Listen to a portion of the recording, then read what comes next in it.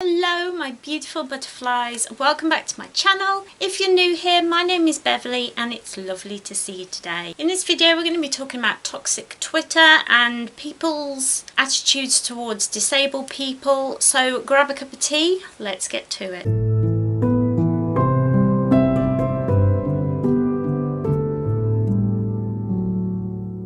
So I wasn't going to talk about this.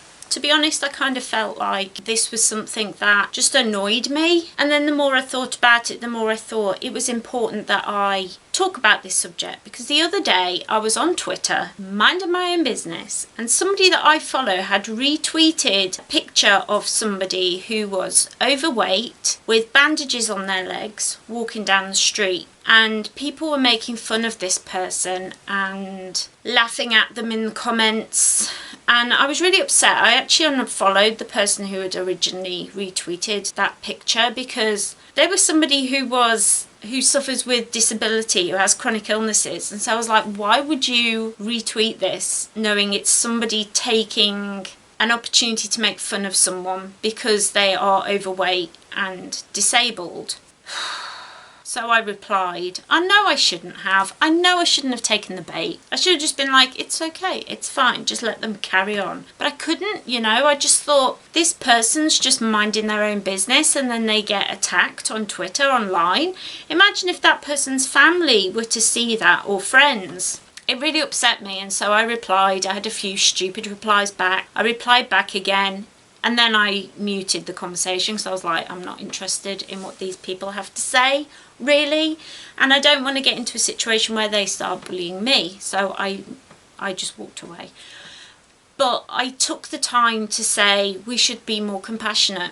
And people were saying things like, but I know that this person's just lazy. I can tell. I've been around the block enough times to know this person isn't actually ill. They're just lazy and fat. And there are so many reasons why somebody may find themselves overweight. It could be that they have illnesses that mean that they cannot exercise, or it's a struggle for them to exercise, like extreme asthma, things like that. They could have chronic fatigue syndrome, which a lot of us with chronic fatigue syndrome struggle with our weight because we can't exercise. Exercise actually makes us more sick. So we do really struggle with that. They could be on steroids, they could be on other medications. I was on a medication before that prevented me from losing weight, and it was a really big difficulty to me. You could have mental health issues, they could have learning disabilities, they could be a carer for a relative and so not have the time to look after themselves. I mean, the reasons why somebody finds themselves overweight is infinite. And even if that person is lazy, is that any of your business? Is that any need for you to mock them and bully them online? I don't think so, personally. And I just wanted to take this time to say I am a UK size 12 and I'm really happy with my body at the moment. There are things that I would like to firm up and change, but we're never fully happy, are we? We're humans. But about 6 years ago, I went from a size 12 to a size 20 in it was about 3 weeks, because I was put on really high dose intravenous steroids over 3 days. So I had to go into hospital and have them over 3 days, and it was really difficult to cope with. It made me really sick. My skin stretched so much. I got stretch marks, and it was just very puffy and painful, and it was difficult to be a size 20, to suddenly have to throw away all my clothes and get all new clothes, to kind of lose hope. I became depressed because of it. People's attitudes towards me changed. I found that doctors were suddenly saying things like, if you lose weight you will feel better, if you lose weight this, that and the other. And I also had a situation where I went for an MRI scan and they asked me my weight and I said, I honestly don't know. And I just guessed something, and somebody in there started laughing and said, yeah, and the rest. And I was on my own and I felt small and ugly and helpless. And I didn't say anything, and I just kind of carried on and had the MRI scan and didn't really say anything for myself, and I never told anyone in my family. I didn't tell my husband, he'd have hit the roof, but I didn't say anything.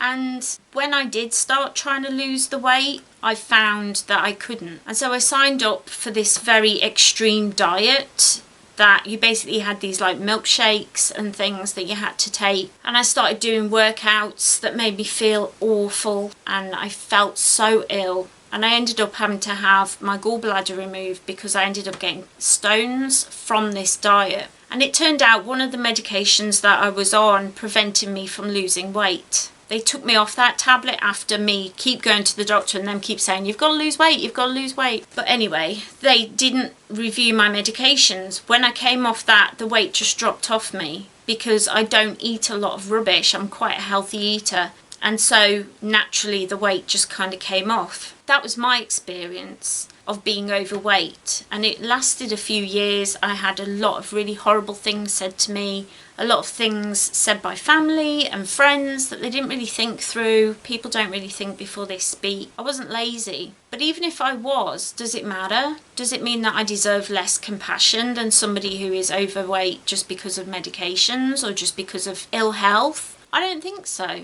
I think that we all deserve compassion. We all deserve kindness. So yes, I'm on Twitter, and yes, it's a toxic place to be, and that's why I'm not on there very often. I'm definitely not on there regularly enough to make a big change there. It's very, very difficult, very difficult. And I just want to put out into the universe to be kind. It doesn't take a lot. I think when we're parents, we tend to look at our children and say, be kind, be kind. But then when you're an adult, we don't always keep up that be kind attitude. And so just wanted to say, be more compassionate, be kind. Just because somebody is a way that you're perceiving them to be doesn't mean it's the actual truth. You don't know what people's lived experiences are, and things that you say about them or to them can lead them to really struggle with their mental health, struggle with depression, suicidal thoughts, etc. So just be kind. It makes me really sad to have to even talk about this, because should we need to be talking about this? Really? We get taught in school to be kind, and yet we're still having people on social media being mean. So just think before you speak, think before you type. Just because you're behind a picture and nobody knows it's really you doesn't mean that you're allowed to say and do whatever you want and harm other people. Yeah, I really hope that this video reaches the right people, that it opens some minds, that it helps you to think a little bit before you speak, and to really think about how your behaviour might hurt somebody else, and think about how you would like your loved ones to be spoken to. If you got something out of this video, which I hope you did, I hope you'll leave it a cheeky little like so I know that you got something out of it and I can bring more content like this to my channel.